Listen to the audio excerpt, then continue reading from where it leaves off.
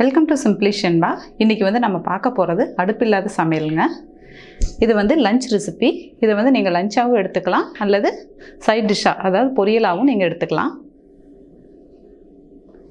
நான் எடுத்துருக்கிற வெஜிடபிள்ஸ் என்னென்னு பார்த்தீங்கன்னா, கேரட், குடமிளகாய், அதில் க்ரீன், எல்லோ, ரெட் மூணுமே எடுத்திருக்கேன். உங்களுக்கு எது கிடைக்குதோ அது ஒன்றுனாலும் நீங்கள் எடுத்துக்கலாம். அப்புறம் வெள்ளரி பிஞ்சு, வெங்காயம், தயிர், இது எல்லாத்தையும் நம்ம சின்ன சின்னதாக நறுக்கணும். ஃபஸ்ட்டு என்ன பண்ணணும்னு பார்த்தீங்கன்னா, இந்த காய்கறி எல்லாமே நம்ம பச்சையாக சாப்பிட போகிறோம். அதனால் இதை நம்ம நல்லா கழுவி எடுக்கணும். ஏன்னா இதில் நிறையா மருந்தெல்லாம் அடிச்சிருப்பாங்க. அதை நம்ம ஓரளவுக்கு சுத்தம் செஞ்சுக்கலாம். இப்போ ஒரு பாத்திரத்தில் தண்ணி எடுத்துக்கோங்க. அதில் ஒரு ஸ்பூன் அளவு நம்ம கல்லுப்பு சேர்த்துக்கலாம். நான் பார்த்தீங்கன்னா கல்லுப்பே தான் வறுத்து பொடி பண்ணி வச்சுருக்கேன், அதை சேர்த்துக்கிறேன். அது கூட மஞ்சள் நல்லா கலந்து விட்டுட்டு உப்பெல்லாம் நல்லா கரையிட்டும். நீங்கள் கல்லுப்பு அப்படியே கூட சேர்த்துக்கலாம். நான் பிடிச்சி வச்சுருக்கிறனால இதை சேர்த்துருக்கேன். இப்போ இந்த தண்ணியில் நம்ம காய்கறிகளில் போட்டு நல்லா கழுவிக்கலாம். ஒரு 15லேருந்து 20 நிமிஷம் அதை அப்படியே ஊற விட்டுடுங்க.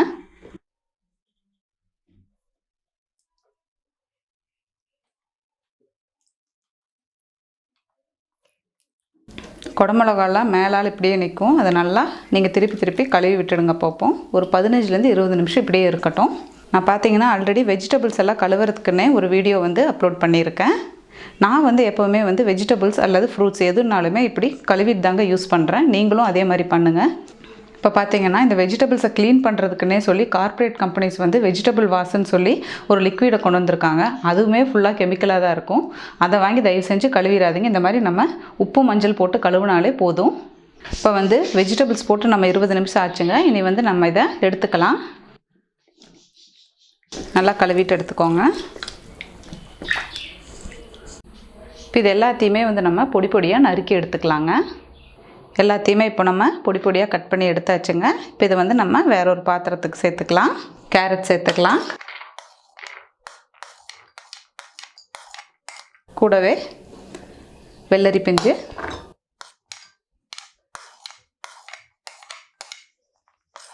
பெரிய வெங்காயம் ஒன்றே ஒன்று பொடி பொடியாக நறுக்கியிருக்கேன்.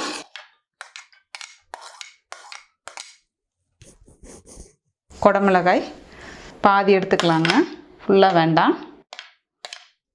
அதுவே பச்சையில் கொஞ்சம், மஞ்சள்,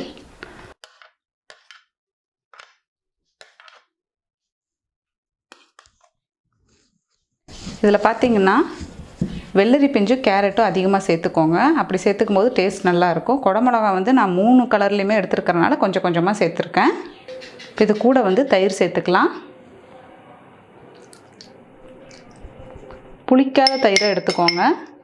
தயிர் பார்த்தீங்கன்னா பேக்கெட் தயிர் அந்த மாதிரி வாங்க வேண்டாம். நல்லா நாட்டு மாட்டுப்பால் தயிர் கிடச்சா எடுத்துக்கோங்க. அதுதான் நல்லாவும் இருக்கும். கூட கொஞ்சம் உப்பு சேர்த்துக்கலாம்.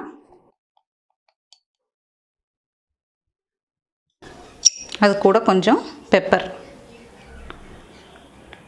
வெங்காயம்லாம் சேர்த்துருக்கோம் இல்லையா, லைட்டாக சேர்த்துக்கோங்க. பெப்பர் போதும். இது எல்லாத்தையும் நம்ம நல்லா மிக்ஸ் பண்ணி விட்டுடலாம்.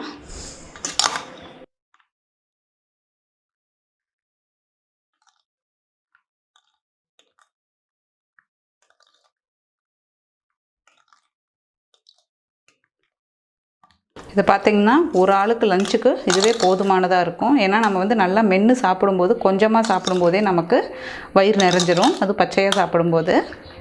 அப்படி லஞ்சாக எடுக்கலைன்னா வீட்டில் நீங்கள் எல்லாத்துக்கும் கொஞ்சம் கொஞ்சம் பொரியலாக கூட இதை யூஸ் பண்ணிக்கலாம். இது பார்த்திங்கன்னா புளிக்காத தயிர் தான் நான் ஊற்றிருக்கேன். இதை மிக்ஸ் பண்ணிவிட்டு 1 ஹவருக்குள்ளே நீங்கள் எடுத்துக்கோங்க. அப்புறம் புளிச்சதுன்னா சாப்பிட்றதுக்கு நமக்கு நல்லா இருக்காது. காய்கறியை பார்த்திங்கன்னா நம்ம இப்படி பச்சையாக சாப்பிடும்போது தான் அதோடய உயிர் சத்துக்கள் எல்லாமே அப்படியே இருக்கும். நம்ம வேக வச்சு சாப்பிடும்போது அதில் பார்த்திங்கன்னா பாதி தான் நமக்கு கிடைக்கும். அதுவும் குக்கரில் போட்டு வேக வைக்கும்போது அதில் ஒன்றுமே இருக்காதுங்க. வெறும் சக்கையை தான் நம்ம சாப்பிடுவோம். நார்ச்சத்துள்ள இந்த காய்கறி எல்லாமே நம்ம பச்சையாக எடுத்துக்கும் போது அதோட சத்துக்கள் எல்லாமே நமக்கு முழுமையாக கிடைச்சுங்க. செரிமான மண்டலத்தில் இருக்கிற கழிவுகள் எல்லாமே முழுமையாக வெளியேறிடும்.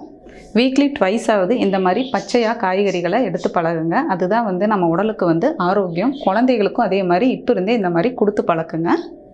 இந்த பதிவு உங்களுக்கு பிடிச்சிருந்தா உங்கள் நண்பர்களுக்கும் இதை ஷேர் பண்ணுங்கள்.